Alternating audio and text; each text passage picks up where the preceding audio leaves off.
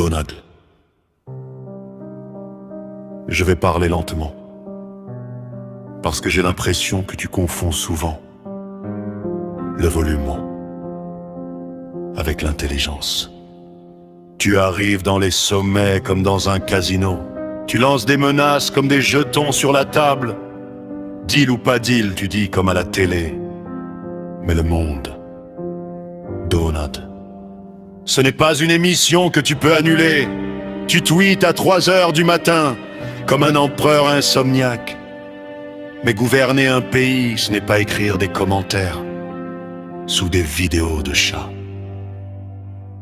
Tu as les avions, les porte-avions, les conférences de presse en or massif. Mais nous, on a quelque chose qui n'entre pas dans ton bilan comptable. La dignité. Et mauvaise nouvelle pour toi, Donald. Ça ne se privatise pas. Tu dis que l'Europe est faible. C'est drôle.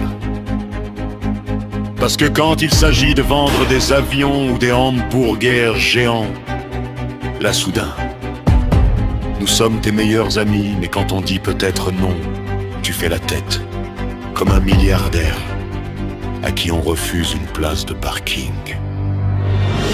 Tu parles de grands hommes, de Churchill, de héros, de statues.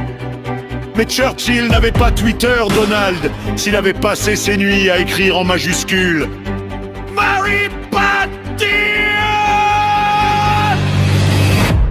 Je ne suis pas sûr que l'histoire aurait été impressionnée. Tu crois que tout s'achète? Les alliances, les loyautés, les votes, mais l'Espagne, Donald. On a déjà vu passer des empires, les Romains, les Napoléons, les dictateurs avec des moustaches ridicules. Alors excuse-nous si ton numéro de télé-réalité ne nous impressionne pas tant que ça. Tu peux me menacer, tu peux tweeter, tu peux appeler ça America First! Mais rappelle-toi juste une chose, un pays n'est pas grand quand il crie le plus fort, il est grand quand il n'a pas besoin de crier.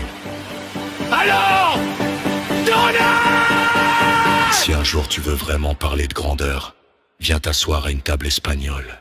On ouvrira une bouteille, on discutera calmement. Et peut-être, juste peut-être, tu découvriras qu'un monde adulte, ça ressemble moins à un ring et un peu plus à une conversation.